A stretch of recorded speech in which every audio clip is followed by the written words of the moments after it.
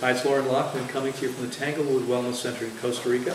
And I've been asked this morning to talk a little bit about vitamin B12. I guess B12 issues in general and specifically with regard to fasting. We've got a bunch of folks here fasting right now, and people sometimes are wondering, well, how am I going to get my vitamin B12 if I'm not eating anything? In fact, a broader question is how are you going to get any of your nutrients if you're not eating anything? And that's an excellent question. Fat-soluble vitamins, theoretically, we should have no trouble getting what we need because the body stores them in body fat. But water-soluble vitamins are vitamins that theoretically, once the body has what it needs, the rest are flushed out. And this includes things like vitamin C. Most of you are aware that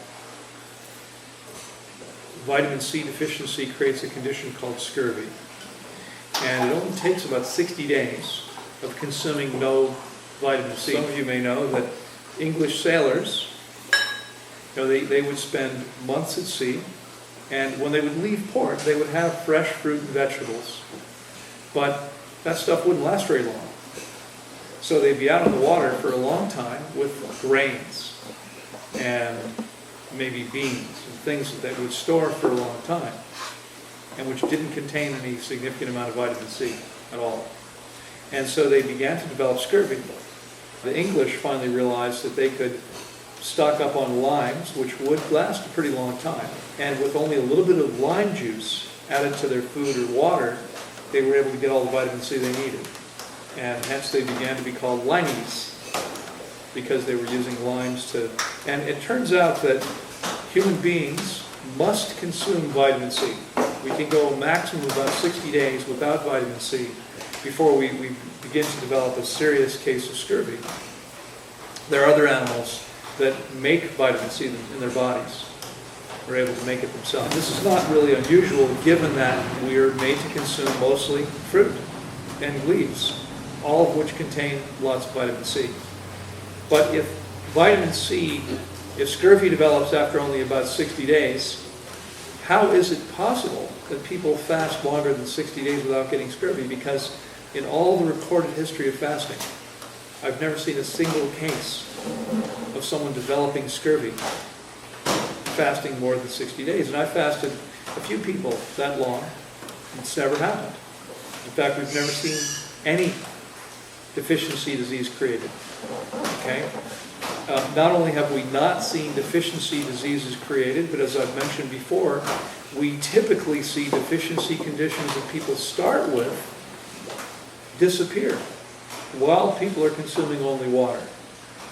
So there's a couple of ideas here that we want to take a look at. Angela?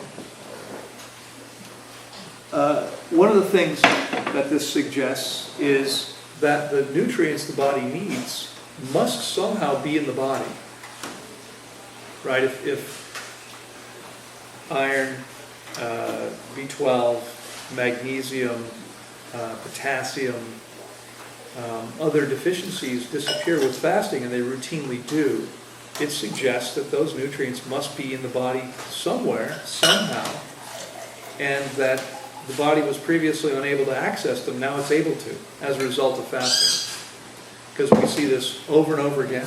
And by the way, this sounds radical to people, it may be hard to believe. This has not simply been my experience, and this experience I've documented in videos with clients, but it's been the experience of everyone who's ever fasted. Herbert Shelton wrote about this extensively. Most deficiency conditions are eliminated with fasting, which says some very interesting things.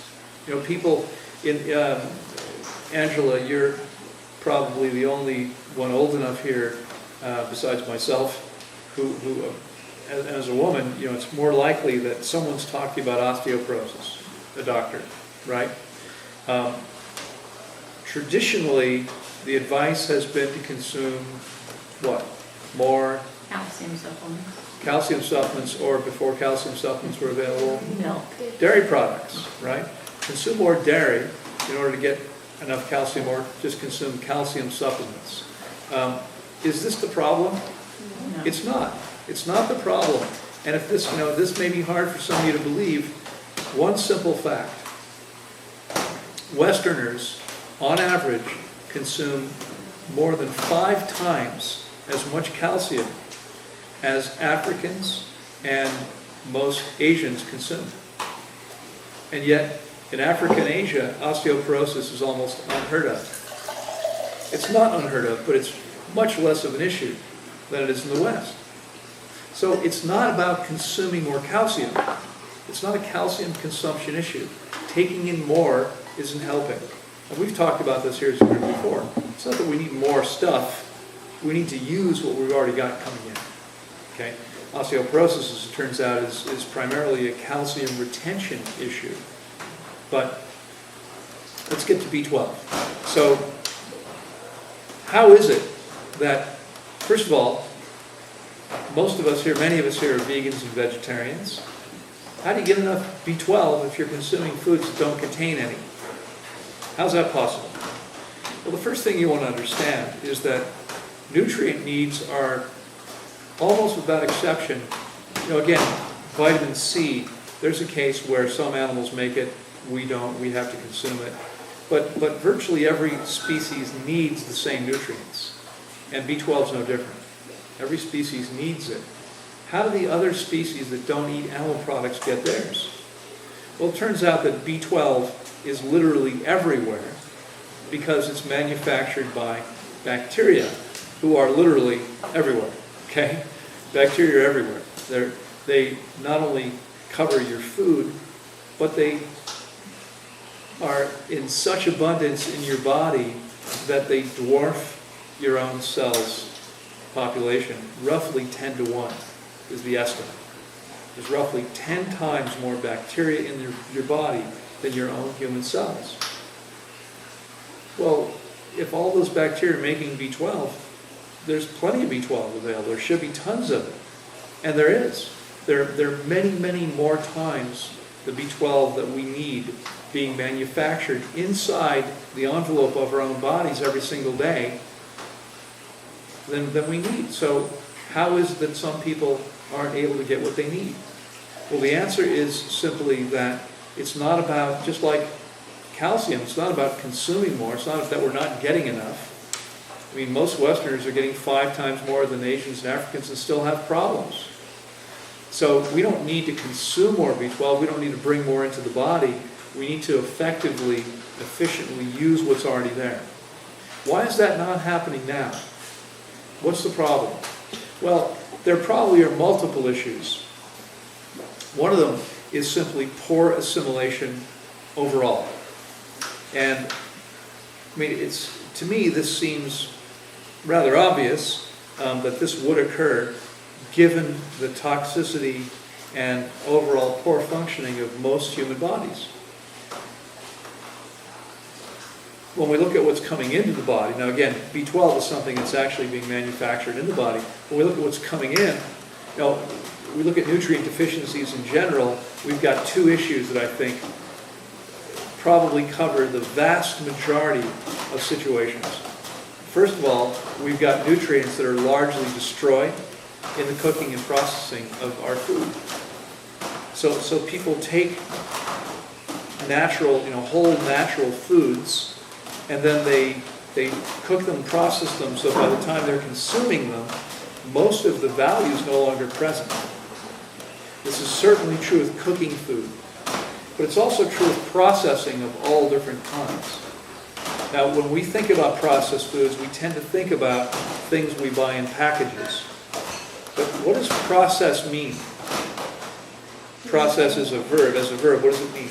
Doing anything, manipulating the food at all. Processing means that we've somehow manipulated that substance. It's no longer the same form it was before. I mean, there's a machine called a food processor. And if you said to most people, well, if I chop this up and put it through this machine, is the food processed? Well, I think that whoever came up with the name food processor would have said, yeah, we've processed it. That's why this is a processor. Right? That's what a processor does, it processes food. But we don't tend to think of it that way, do we? If we blend something or juice it or run it through a food processor, we don't think of it as processed food. But it's been processed. It's gone through a process which has changed it. In the process of processing, one of the things that happens is we oxidize some of those nutrients. We don't oxidize all of them. Some things are much more affected by oxygen than others. We talked about vitamin C. Vitamin C is quickly oxidized, right? So you drink a glass or a bottle of orange juice that you buy in a shop, which means in the US and probably in the UK and most of the world now it's pasteurized. Unless it's fresh made in that place, if they're selling something bottled that's come in from somewhere else, it's pasteurized. How much of the original vitamin C from the oranges is still in that juice? 0. It's 100% destroyed by pasteurization, which is a cooking process. The vitamin C does not survive cooking. In fact, most of it doesn't survive juicing or blending. Okay? So people are drinking juice thinking they're getting all this wonderful stuff. You want to get everything in the orange? Here's an idea. Eat the unprocessed orange.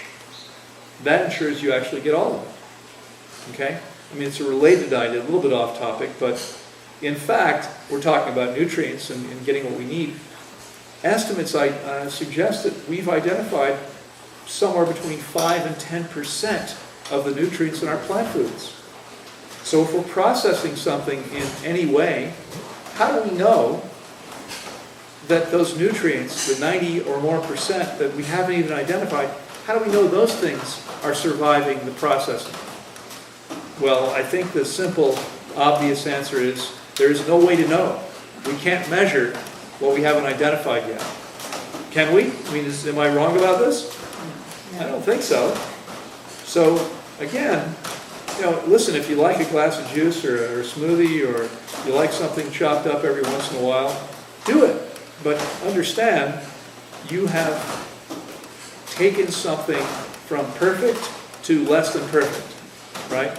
And by the way, I mean, can we agree for a second that oranges, apples, watermelons, papayas, etc., these are all perfect foods for our bodies? Mm-hmm. Is everyone in agreement with this statement? Mm-hmm. Okay, so if we do something to, I mean, first of all, is there any way to improve on perfection? No. Well, they start out perfect, and if we do anything to them, they are going to be less than perfect. I hope it's now obvious why that might be the case. Because in processing the substance in any way, including cutting it up with your knife. I mean, so, my advice to you guys when it comes time to eat, one of the things that we try to do is we try to give you the biggest hunk of food possible. So if you're getting papaya, we're going to give you typically one piece. Now, it may be that they've cut a piece and it wasn't quite enough, they'll cut a second piece. But typically the idea is we're going to cut one piece of papaya, one piece of watermelon, one piece of pineapple. My advice to you is to not do what I sometimes see people doing, which is first take your knife and fork and cut it into a 20 or 30 or 100 small pieces. Why not? Every time you cut it, you're exposing more of the substance to oxygen. So take that knife and fork and cut one piece and put it in your mouth. And cut the next piece only when you're ready to actually eat it. Not as, some people will take the first piece and they'll cut the next piece and they'll sit there waiting. I wouldn't do that either. First of all, it speeds up the process. And if anything, most of us need to slow down the process. Most people eat too fast. So take a piece, put it in your mouth, chew it thoroughly, right? Thoroughly, until it's essentially liquefied. And while you're doing that, put your fork and knife down. Okay?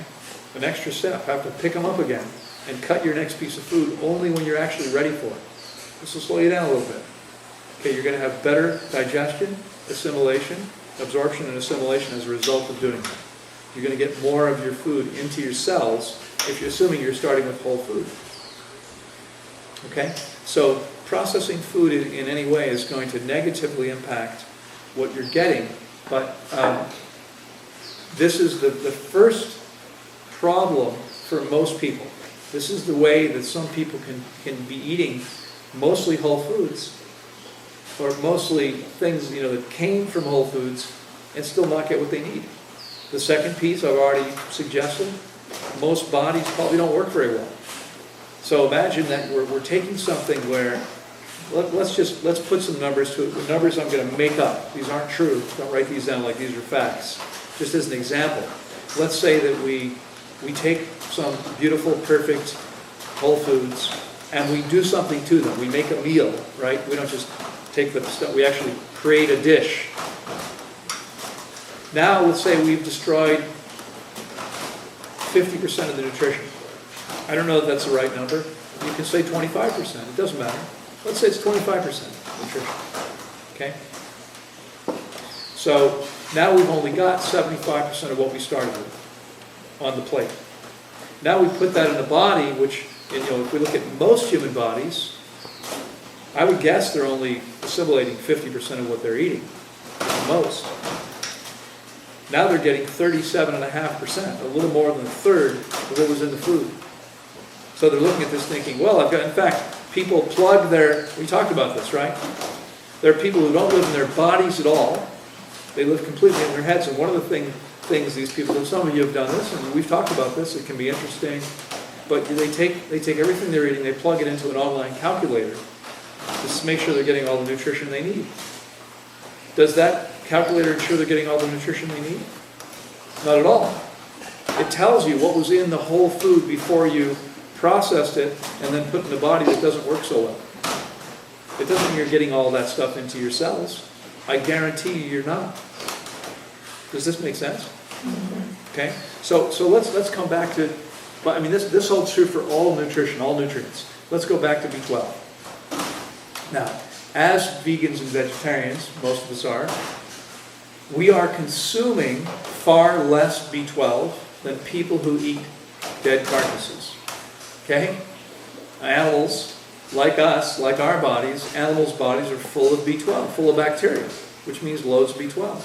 So if you're eating animals or their products, you're getting tons of B12, far more than people who are vegans or vegetarians. And this is why vegans and vegetarians have low serum B12 levels.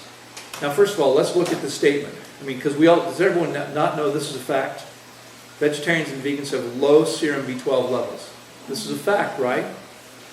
Well, actually, it's an opinion, because what it means is we have low serum B12 levels compared to the average population who's eating all kinds of stuff our bodies weren't intended to eat. That's what it really means, doesn't it? Aren't they saying that we're low relative to this normal range? But where does the normal range come from? Well, it's based on looking at the average population who's eating animal products. So it's not a fact that we're low. It's an opinion that we're low because it's based on comparing us to a standard that might not be an accurate standard, a valid standard. I would suggest it's not. Okay? But it is a fact that compared to people who eat animal products, we're going to have less B12 floating around the bloodstream. Does that surprise anyone? Shouldn't that be the case? If we're consuming a fraction as much as they are? Not so surprising, perhaps. But here's an equally interesting fact. Actual clinical B12 deficiency problems show up in vegans and vegetarians at roughly the same rate as they show up in the general population. Well, hang on, that doesn't make any sense. How can people who have 1,000 times more B12 in their bloodstream still wind up with the real clinical deficiency problems? Because the clinical serum B12 levels, does that matter? Does it matter how much B12 is in your bloodstream? Maybe it doesn't matter at all. Where do we need B12? In the bloodstream?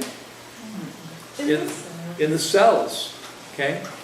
So serum, this is blood tests. That's what serum B12 means, is how much B12 is in the blood. Blood tests aren't necessarily all that useful because they're a snapshot of what's happening in the bloodstream. We don't need B12 in the bloodstream.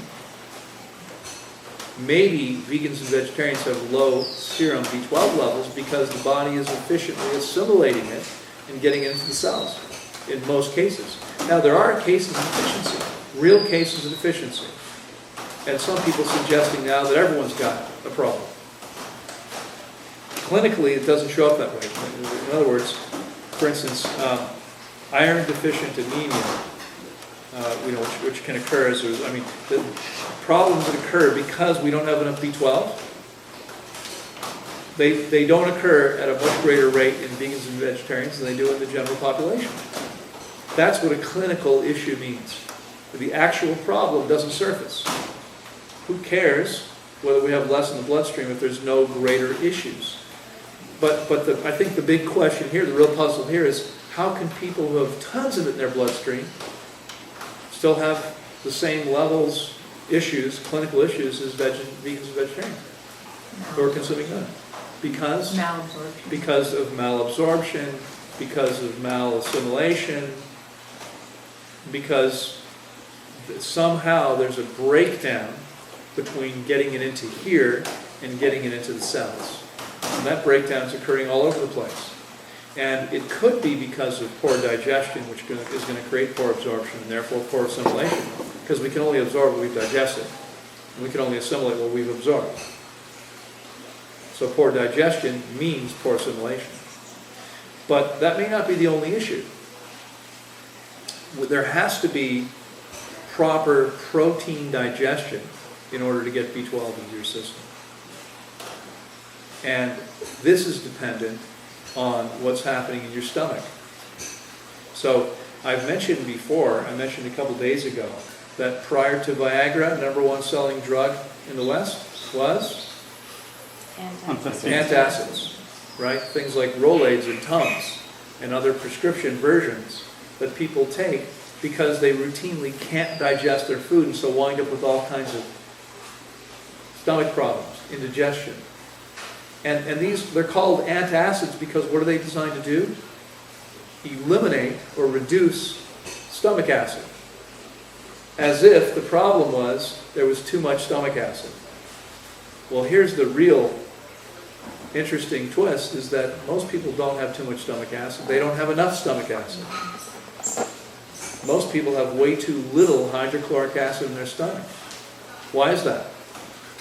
Well, I don't know for a fact, but I have an idea about this, and my idea is that it's related to the same thing that causes virtually every other real problem in the body, which is dehydration.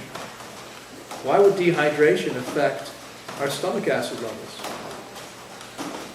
Well, I believe it works like this. A healthy stomach is protected. I mean, here's a question before I start. Why does hydrochloric acid, which is designed to digest protein, why does it not digest your stomach, which is made largely of protein? Your stomach is protected by a mucous membrane, a layer of mucus that protects and coats the whole stomach.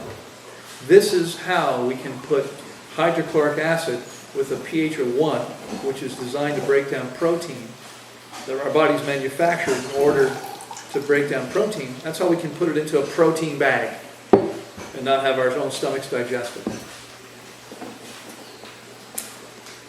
But what do you think the body would do if that mucous membrane wasn't intact? What if it wasn't healthy? What if it wasn't complete? What if it wasn't completely protecting your stomach? What would your body do, perhaps, to ensure that the hydrochloric acid didn't digest your stomach? What might it do? Decrease the amount of It might decrease the amount of hydrochloric acid being secreted into the stomach. Because your body might, I think, intelligently be reasoning, well, let's see, I mean, here's the question. Should I ensure full protein digestion, including my own stomach? Or should I maybe back off a little bit on that and have some maldigestion, poor digestion, malabsorption, but keep the stomach intact? How well do you think we're going to do if our hydrochloric acid eats through our own stomachs? I think that hydrochloric acid production and stomach content is low on purpose, because the body is trying to protect the stomach because the mucous membrane layer isn't healthy, isn't intact, because mucus is made of water. It's made of water. And the average body, we already know, is fairly significantly dehydrated. In fact, I think there might be one or two of you that are within 10% of being fully hydrated. Most of you are more than that. are worse, more dehydrated than that, right? Some of you more than 15% dehydrated. That's significant, okay? And I believe that one of the things that happens is poor mucus protection. It's not intact. There simply isn't enough water to create that mucus on an ongoing basis, which constantly has to be renewed. It's not happening. And that's why the body, I believe, is purposely reducing stomach acid. Dr. Batman found all kinds of things improved by simply getting water into people's bodies. He also had an interesting idea I may have shared with you before. Why is it that some people seem to get well taking pills? We know that all drugs are toxic. They can't really help us. They can't help us get well. They might help us suppress symptoms. They don't help us really get well. But some people actually appear to get well. Why is that? He suggested that because most people drink water when they take their drugs, people taking drugs are taking in more water than they usually do. And that may be what's going on. It's the increased water consumption that's actually producing most of the effect. It may be the same reason that people take, why it doesn't so matter so much whether it's a drug or a sugar pill. Because oftentimes they work just as well, don't they? That's because people are consuming them both with water. Okay? So when we shift the body's hydration, we shift everything. And my experience has been, over and over again, that people with poor B12 levels correct those levels by fasting and beginning to rehydrate the body. So I hope that answers your question. I hope that's been useful to you. I'll see you next time.